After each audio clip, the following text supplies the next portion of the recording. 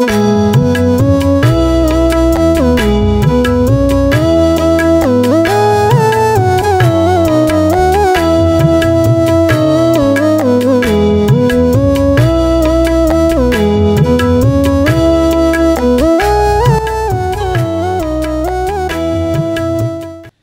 brothers and sisters in the Lord, ప్రభునందు ప్రియమైన సహోదరి సహోదరులారా, today's verse for our meditation is taken from the book of Isaiah, chapter 44, verse 3.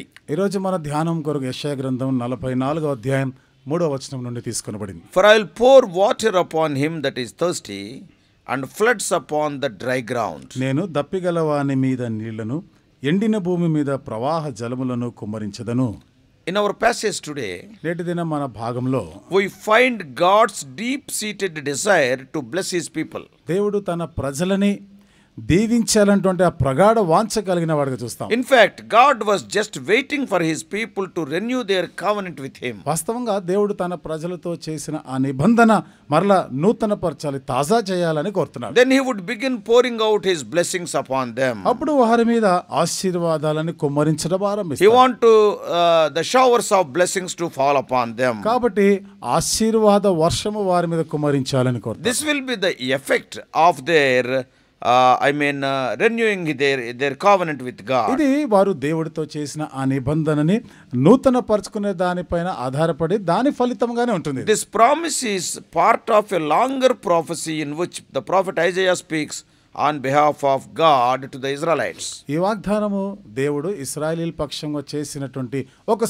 సుదీర్ఘమైనటువంటి ఆ వాగ్దాన నెరవేర్పు గురించి మాట్లాడుతాడు. Promising them deliverance from their enemies. వారి శత్రువుల నుండి వారిని విడిపించే దాని గురించిన వాగ్దానం, and restoration to their own land. వారి స్వదేశానికి తిరిగి తీసుకొని వచ్చేటువంటి వాగ్దానం. So in this verse, ఈ వచనంలో God promises to pour out water on the thirsty land. దేవుడు దప్పిగల వాని మీద నీళ్లు కుమ్మరిస్తాను అని వాగ్దానం చేస్తున్నాడు. And streams on the dry ground.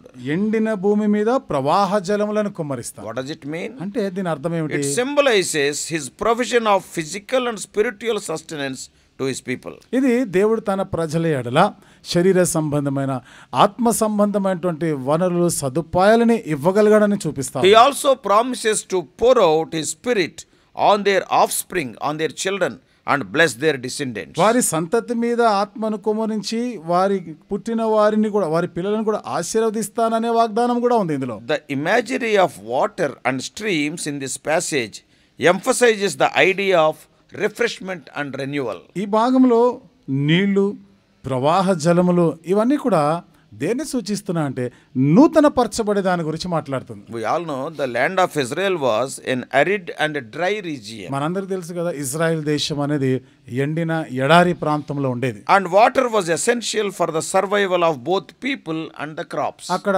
ప్రజలు పంటలు కూడా బ్రతకాలంటే నీళ్లు ఎంత అవసరమైనవి.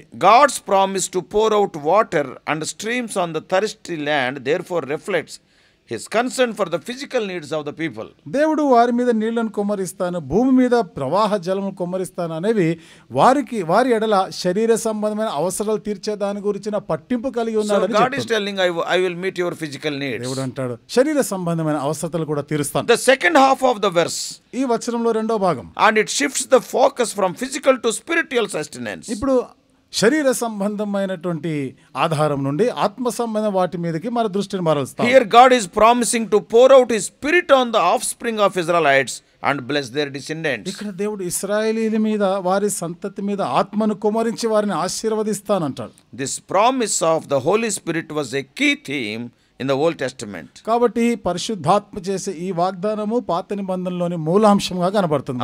It was seen as a sign of God's favor and blessing. ఇది దేవుని యొక్క దయ, దేవుని యొక్క ఆశీర్వాదాలకు సూచనగా కనబడుతుంది. The promise of God's blessing on their descendants also emphasizes the idea of generational blessings. కాబట్టి దేవుడు వారి సంతతిని ఆశీర్వదిస్తాననేటువంటి ఇది తరతరములు కూడా వారి ద్వారా దీవించబడిన దాన్ని సూచిస్తారు. The faithfulness of the parents is rewarded by favor on their children.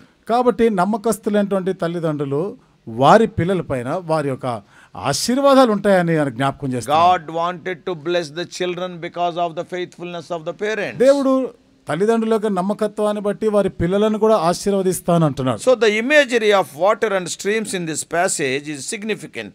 కాబట్టి ఈ భాగంలో ఉన్నటువంటి నీళ్లు, ప్రవాహ జలములు ఇవి ఒక సూచనప్రాయంగా కనబడుతున్నాయి మనకు. So if you see in the broader context from the book of Isaiah, యెషయా గ్రంథంలో కొంత విశాల దృక్పథంతో ఆలోచన in చేస్తే this book water is often used as a metaphor for God's saving and cleansing power.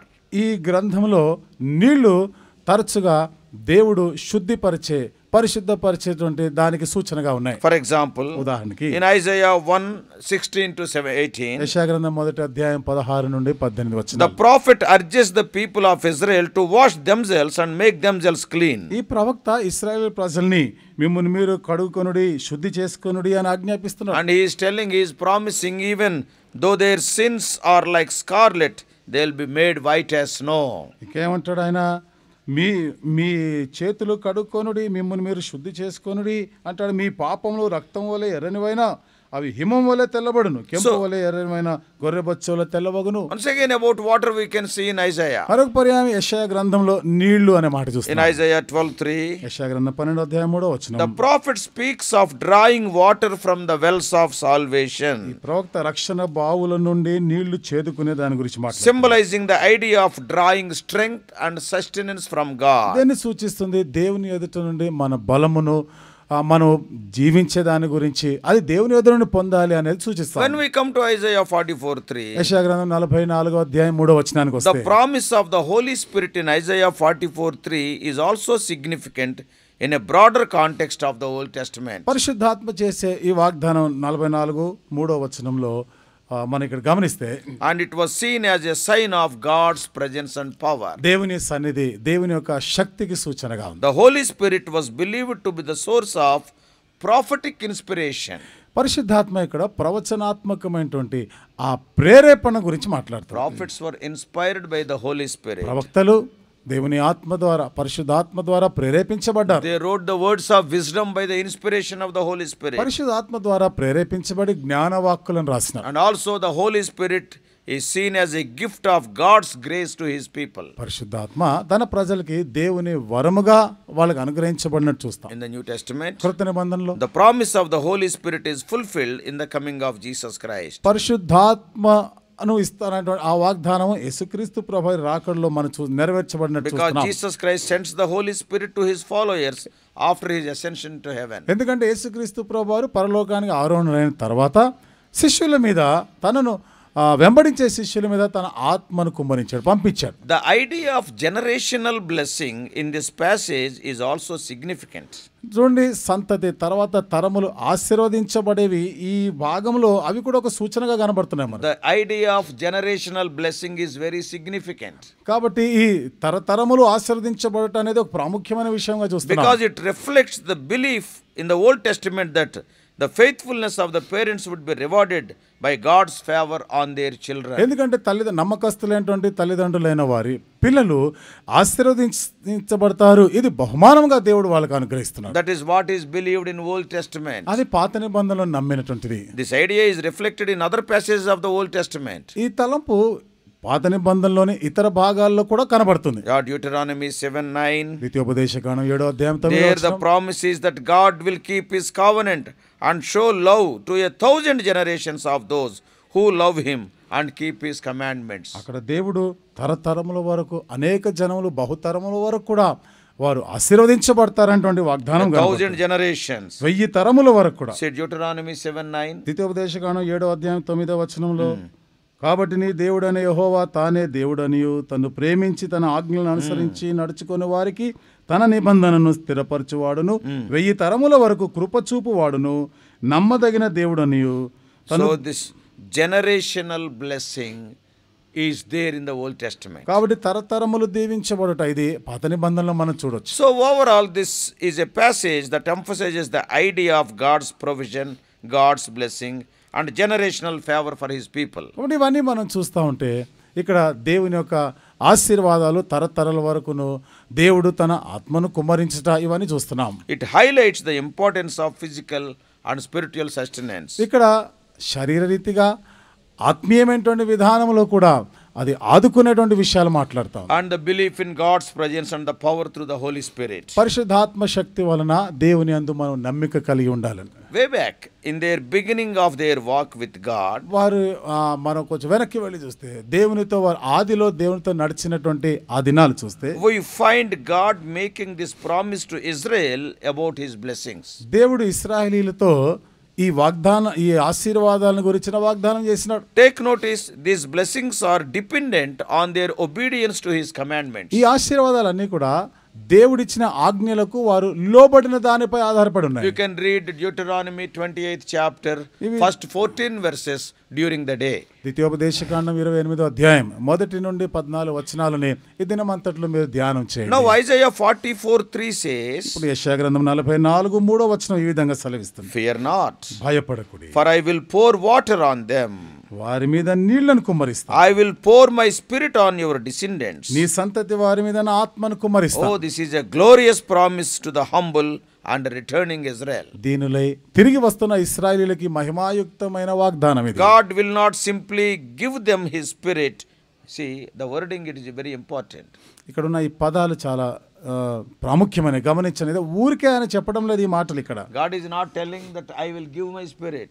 నా ఆత్మని ఇస్తాను అని చెప్పడం లేదు. I ఊరికే will pour my spirit. నా ఆత్మను కుమ్మరించదని అంటాడు. What as water is poured on them. ఏ విధంగా నీళ్లు కుమ్మరించబడతాయో వారి మీద ఆత్మను కుమ్మరిస్తాడు. Oh, that is abundance. కాబట్టి ఇది సమృద్ధిని గురించి మాట్లాడు. This is a freedom in giving of the spirit. కాబట్టి ఇది ఆత్మనిచ్చే విషయంలోని స్వేచ్ఛను చూస్తుంది. It is a continuous flow of spirit. ఇది ఎడతెగగా ప్రవహించేటువంటి ఆత్మ. It speaks the abundance in giving of the spirit. ఇది ఆత్మ అనుగ్రహించబడే సమృద్ధిని గురించి This మాట్లాడుతుంది. is the evidence of God's blessings which are abundant always. ఇది దేవుని యొక్క ఆశీర్వాదాలకి రుజువుగా ఎల్లప్పుడూ సమృద్ధిగానే ఉంటుంది. God wants to pour his spirit upon his people. దేవుడు తన ప్రజలపైన ఆత్మను కుమ్మరిస్తాను అంటున్నాడు. It is not experiencing few drops. అదేదో కొన్ని నీటి చుక్కల గురించిన అనుభవం కాదు. But God wants to pour. అయితే దేవుడు కుమ్మరించాలని కోరుతున్నాడు. If you are gone dry, God wants to pour. నువ్వు ఎండిపోయి ఉన్నావా? దేవుడు నీ మీద కుమ్మరించాలని If you కోరుతున్నాడు. have already experienced this pouring in your life and ministry, ఇప్పటికే నీ జీవితంలో నీ పరిచర్య పైన ఈ కుమ్మరింపు అనుభవంలోనికి వచ్చుంటే remember, he wants to keep on pouring. గుర్తుంచుకో, దేవుడు నీ మీద కుమ్మరిస్తూనే ఉంటాడు. ఆయన Like a devoted gardener, he wants to pour sweet water on the parched land. ఏ విధంగా అయితే ఒక అంకిత భావం కలిగినటువంటి ఒక రైతు ఆ చెట్లకి ఎప్పుడు నీళ్లు పెడుతూ On the parched land, ఎండిపోయినటువంటి ఆ నీళ్ల మీద ఎడతేక ఆయన నీళ్లు దానికి పట్టిస్తూ ఉంటాడు. on streams on hard packed ground. అట్లాగా ఆయన ఎండిపోయి ఉన్నటువంటి ఆ కఠినమైనటువంటి ఆ భూగాల పైన ఆ ప్రవాహ జలములను కుమ్మరించినట్టు Oh, God wants to pour. దేవుడు కుమ్మరించాలని This కోరుతున్నాడు. pouring of spirit is promised to our children and grandchildren also. ఈ ఆత్మ కుమ్మరింపు అనేది మన సంతతి పైన ఆ తర్వాత వాళ్ళ సంతతి పైన కూడా In కుమ్మరిస్తానంటాడు. fact, the land is parched and dry indicates that it is under curse. ఎండిపోయిన ఎడారి భూమి అనేది వాస్తవంగా అది శాపగ్రస్తమైన దానికి సూచనగా. Why so? ఎందుకట్లా?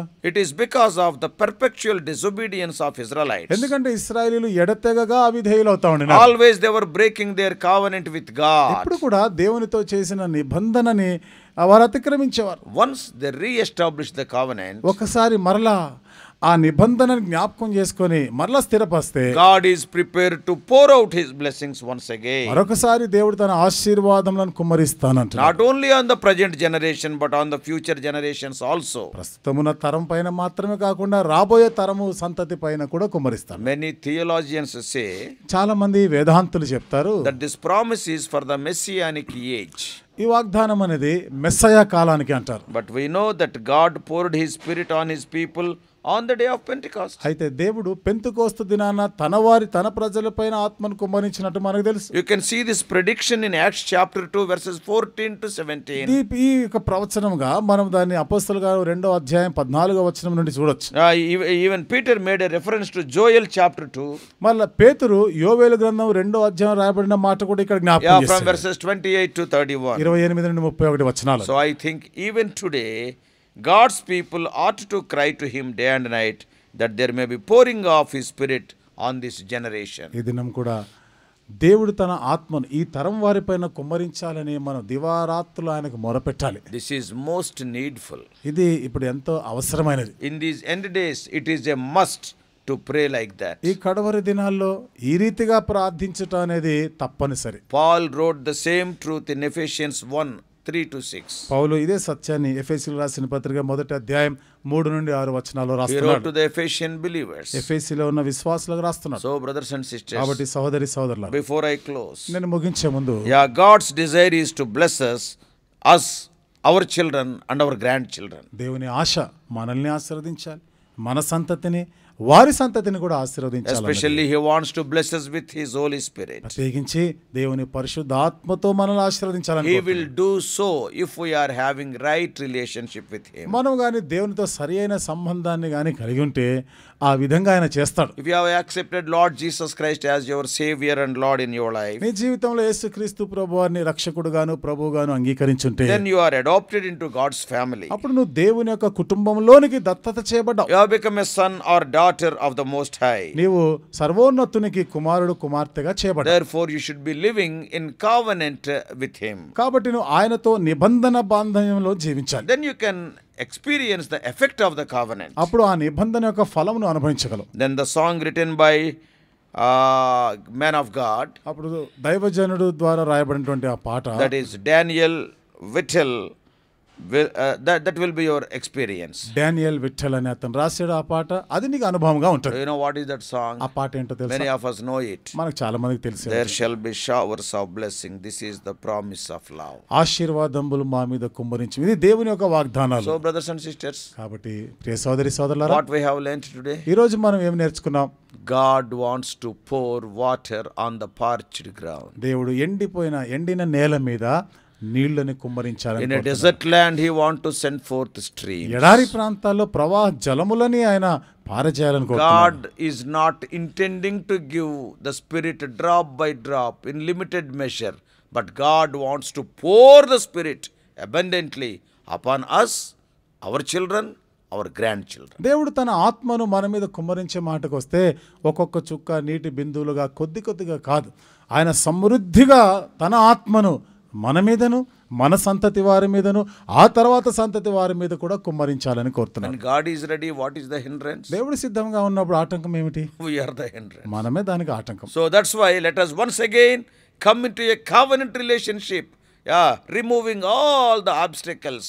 Yes, once again let us come to Him. అందుకని ప్రతి అడ్డంకులన్నీ కూడా తొలగించి తీసివేసుకొని ఆ దేవునితో మనం చేసిన ఆ నిబంధనను మరలా నూతన పరుచుకుందాం. ఆ నిబంధనలోకి వస్తాం. Pour the Spirit upon us. దేవా మా మీద నీ ఆత్మను కుమ్మరించు. Oh Lord, as it is prophesied in Joel, we, our children, our grandchildren may prophesy. యోవేలు గ్రంథంలో ప్రవచించబడిన ప్రకారం మేమును మా సంతతి వారు మన వాళ్ళు కూడా ప్రభువా వాళ్ళు ప్రవచించే ఆత్మను కలిగి ఉందరుగా. Pour the Spirit upon us. మా మీద నీ ఆత్మను కుమ్మరించు. Oh, let us meditate these verses day by day and make it our experience. ఈ వచనాలు దినదినం ధ్యానం చేస్తూ అవి మన జీవితానికి వాస్తవ రూపం కలిగినట్టుగా చేస్తాం. Let us pray. ప్రార్థన చేసుకుందాం.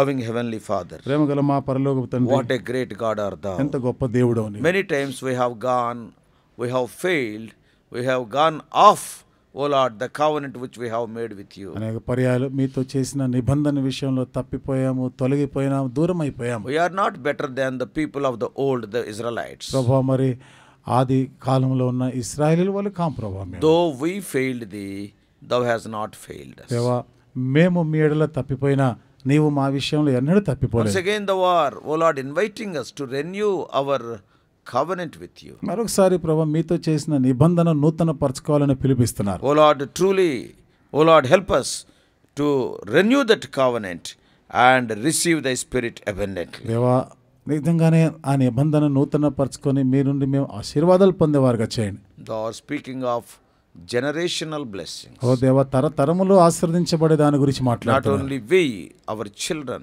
grandchildren, the coming generations may be used for thy glory. మేము మాత్రమే కాకుండా మా సంతతి వారు ఆ తర్వాత వారికి పుట్టబోయే సంతతి వారు ఓ దేవా నీ కొరకే జీవించలాగిన వారిని ఆశీర్వదిస్తాను. We are craving for so many things. ఎన్నో విషయాలు కావాలని Oh కోరుతాం. Lord, we are praying for jobs and degrees and marriages and children or buildings or cars like that. ఉద్యోగాలు, డిగ్రీలు, పిల్లలు, కార్లు, బంగ్లాలు కావాలని కోరుతాం. Oh Lord, they may be needed. ప్రభువా ఇవన్నీ అవసరమే But కావచ్చు. more than all those things, అయితే వీటన్నిటికన్నా ఎక్కువగా Lord, pour out thy spirit upon us. దేవా నీ ఆత్మను మా మీద కుమ్మరించండి. Bless us with thy spirit. నీ ఆత్మ ద్వారా మమ్మల్ని ఆశీర్వదించండి. And through thy spirit, use us for thy నీ glory. ఆత్మ ద్వారా నీ మహిమ కొరకే వాడుకోనండి. Help us, O Lord, so that our minds may be filled with the thoughts of the heavenly things. మా మనసులన్నీ కూడా పరసంబంధం వాటితో నింపబడి ఉండేలాగానే చేయండి. In Jesus' precious name. యేసు ప్రభువు మూల్యమైన